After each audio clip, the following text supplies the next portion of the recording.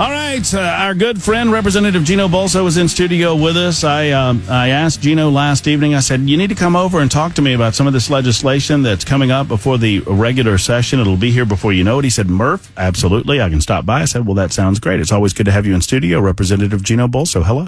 Thank you, Matt. Good afternoon. Pleasure to be here. Well, it's good to have you. I guess we're ramping up for the big session, just over 30 days, right? We are indeed.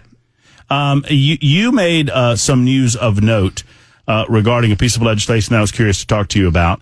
It kind of fits right in your wheelhouse, Sure. is what you do in your regular life. But it is, and I want to start here, just so that folks who perhaps don't have an understanding of this conversation can, get some ground level understanding.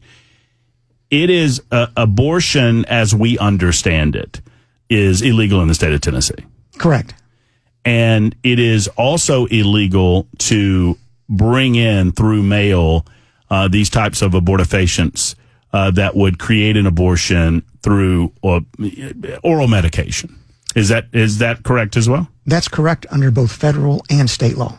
Okay, so federal law indicates that you can't move these things across state lines either. Correct. That's called the Comstock Act in Title 18 of the U.S. Code. It's actually been in place since 1873. Mm-hmm. Okay. So tell me about this legislation that has, risen to a little bit of prominence that you're planning on filing. Or you might have already filed it. I don't know. We filed it earlier this week, Matt, because as you point out, despite the fact that it is a criminal act to send or deliver abortion pills into Tennessee under both federal and state law, it nevertheless is going on. And so in looking at what else we can do to prevent this practice, I decided to file a bill that actually works on the civil side, which actually allows a remedy for the family of an unborn child who's killed by abortion pills being illegally and criminally sent in the state to have a remedy against the manufacturer, distributor, or other person that brought the abortion pills into the state that resulted in the death of the unborn child. So it brings up a number of questions for me, and I'm sure you can answer them. The first thing I think is, well, okay, how is this going to be applied in the real world in real time? Can you kind of walk me through? I mean, I hate to say hypothetical, but just walk me through a scenario by which someone would file suit regarding someone taking an abortifacient in the state of Tennessee that they got from another state. Sure. And first, understand that this is an amendment to our existing wrongful death statute. So we already have a procedure in place for citizens to bring claims if a family member is killed in an unlawful manner. Mm-hmm. And that right normally goes to the surviving spouse, or if there is no spouse, then to a parent or child or the next of kin. And the way this would work would be that if, in fact, someone mails abortion pills into Tennessee and a mother takes them, and as a result an unborn child is killed, anyone who is akin to that unborn child who learns of this can actually bring a wrongful death action on behalf of the unborn child, much the way you could bring an action on behalf of a child who might have been wrongfully killed who was 2 or 3 years old. Mm-hmm. And there's a statutory framework about who can bring that case and what damages are recoverable when the case is brought. Who would qualify as an individual that could be brought to justice as a result of the legislation? That would typically be a company that advertises to mail or otherwise deliver abortion pills into the state. That would be the target defendant, you might say, that a family member would bring the case against, because what we're trying to do is to deter companies from continuing to violate the law, because the criminal felony penalties apparently are not enough. So are they violating it now? Oh yeah, absolutely. We know that from discussions. Do we have any, do we have any statistics? Is it hard? I mean, I would expect it would be a little difficult to figure out how often it's happening. Do you have any of that? Do you know? We do know, yes. I mean, my wife, Kathy, actually is a founding member of a local pregnancy help center, and they have a clientele that consists principally of young ladies who are in crisis or unwanted pregnancies who are considering abortion. And many of those individuals have told the agency that, in fact, they were able to obtain and use abortion pills through the mail to kill unwanted unborn children. I want to make sure I understand. So there's already criminal liability for sending this into the state. Yes. Would this would make them civilly liable as well? Exactly. Okay. Which may actually ultimately prove to be a greater deterrent, because obviously this is a difficult type of crime to learn about and prove criminally for the state attorney to get involved in. But if you have a family member who knows about it, that's something that could more easily be brought and proven in the civil side of our justice system. Representative Gino Bulso with us. We've got a quick timeout for news. We'll be back with Gino in just a moment. All right, it's Super Talk 99.7 WTN, talking about the legislative session that is set to begin next month. Representative Gino Bulso with us for another segment, specifically discussing what is your name for the bill? I don't want to call it anything. I called it the abortion pill bill. I think that's probably wrong. What would you call this? It's called the Unborn Child Protection Act. Well, there you go. There you go. That's much more eloquent than what I was calling it.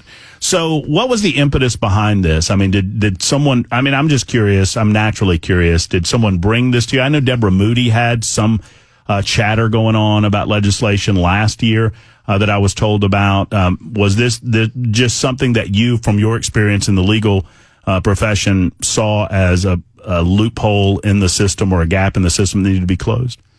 Exactly, because, I mean, typically every good piece of legislation is designed to correct an existing problem. And once we saw that we had a problem with the federal and state criminal statutes being violated by companies continuing to send abortion pills into Tennessee, it occurred to me that we can actually use the civil side of our justice system to work on trying to stem the flow of abortion pills into Tennessee, because it, number one, is illegal, and number two, it obviously results in the death of an innocent unborn child. So right now, while it is illegal to see these pills coming in, it feels like there's no real mechanism to go after the individuals that are doing so. Is that a fair statement? It is, and that's why I think there are so few criminal prosecutions, because it's so difficult to get at the criminal actors. And so if I understand what you've been telling us correctly, this would give family members the opportunity, or, I mean, what would those parameters be? Just, would they need to be family members that could then sue the companies? Yes. Yes. Okay. So where does the mother of the aborted child play into this? Can she be one that sues, or can she be one that, I mean, because it feels to me that she's a component in this illegal act. Well, to answer your question, yes, a mother or a father can bring an action on behalf of an unborn child who's been killed, even if it were the mother who actually took the illegally sent in abortion pills. Because what my bill does is it simply leaks into our existing wrongful death statute and provides the cause of action to the same family members that can bring a case for the death of any child right now. So let me just play a little bit of a devil's advocate, Sure. a devil's advocate position. So these abortion pills are legal in America, correct? In some states. Right, sure. How would this not be like a mother of a slain Chicago resident who was killed by gunfire suing a gun manufacturer? Well, it would be different at several different levels. I mean, number one, there is likely nothing criminal that the gun manufacturer did in manufacturing, marketing, or selling the gun. Correct, which is the same for the abortion pill provider. Go ahead. Actually, it's not. The abortion pill provider sent the pill into Tennessee. That sale was illegal. It was criminal. All right, so that's the principal difference. So the difference is that they were willing to mail the item into a state where it is currently illegal to have the item mailed to you. Correct. Similar to the fashion that it would be illegal to transport a gun. I mean, I understand it's different. You're not going after the manufacturer in that way, but so the key is that the drug manufacturer is bringing it. Would it be illegal to go? Is it illegal to go get an abortion pill in another state? Currently, under Tennessee law, no. In other words, you could have a young lady who wanted to leave the state. Leave the state, exactly. Right. Okay.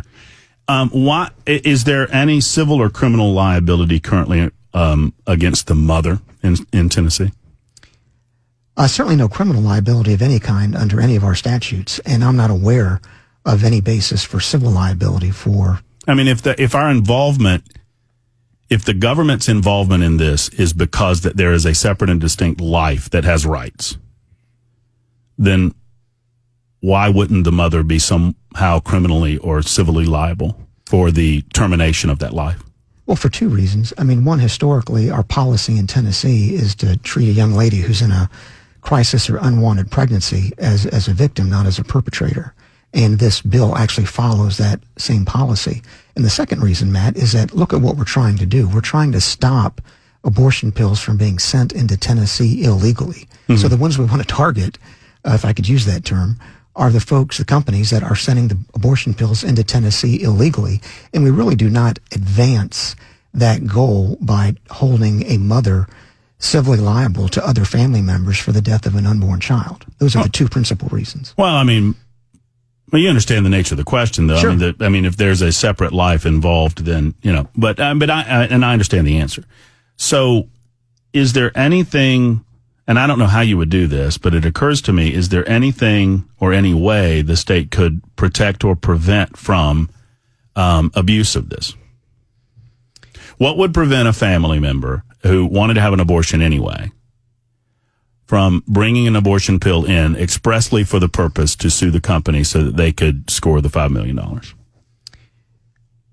if I understand your question, if you have a family member that actually sets this up, they knowingly go out and have a company mail them or deliver to them an abortion pill, and then with the intention of doing that, suing the manufacturer afterwards, I mean, that is certainly something that would, I think, disincentivize manufacturers, knowing that could happen, disincentivize manufacturers. So you're accomplishing the goal one way or the other. You are exactly, you're accomplishing that goal, because the first time, a manufacturer or distributor gets hit with a wrongful death lawsuit for $5 million, it might be the last time they break the criminal laws in sending it in. So that's not a bug of the law at all. That's actually a feature of it. I mean, does it concern you that would be a honeypot at all, though? I mean, maybe not. I mean, maybe I'm off my ride. I'm spitballing with you. No, I'm not concerned about that, because number one, I don't think that's going to happen.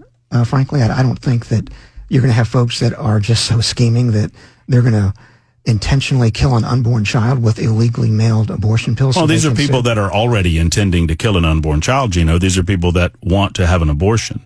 I mean, that's who we're talking about, right? That's who you're talking about. But I think the idea that they would do that with the intention of setting it up in a way to collect wrongful death proceeds is not something that's likely to happen. Sure. No, that's fair. Asked and answered. Support for the bill? I mean, have you had an opportunity to talk to your colleagues? Sure. I mean, I think we're going to have widespread support in our Republican caucus in the House and also in the Senate. The bill will be filed in the Senate here in the next several days. And yes, I think that folks will see that we have a problem of abortion pills being mailed criminally and illegally into Tennessee, and that folks will see that using the civil side of the justice system to help address that problem is a good thing. What else interests you?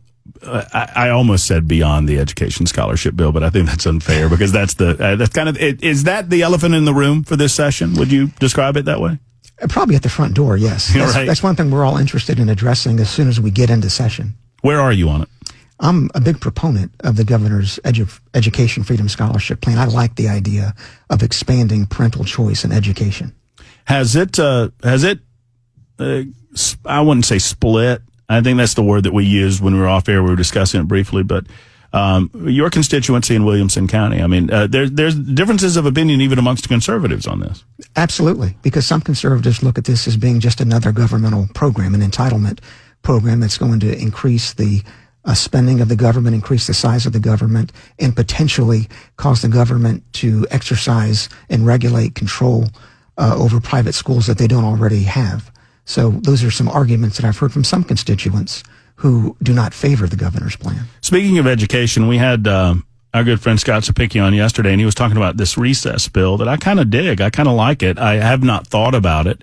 I don't have children within the system, right? So the idea being that more recess time would actually lead to more productivity in the classroom, giving kids an opportunity to have a mental break and to get them some physical activity. I don't know if you've looked into this at all, but on first blush, what's your reaction to it?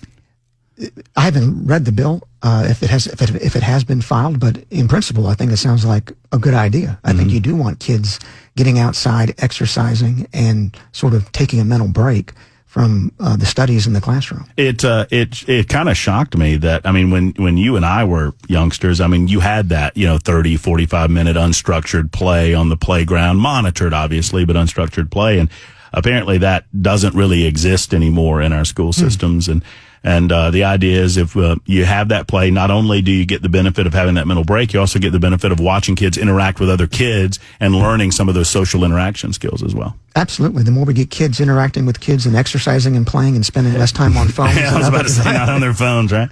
Well, listen, Gino, you know how much we love it when you come over. I promised I would get you out of here so you get back at it at 1 o'clock. Can I ask a question real quick? Oh, yes, Bell Case horning in. Here we go.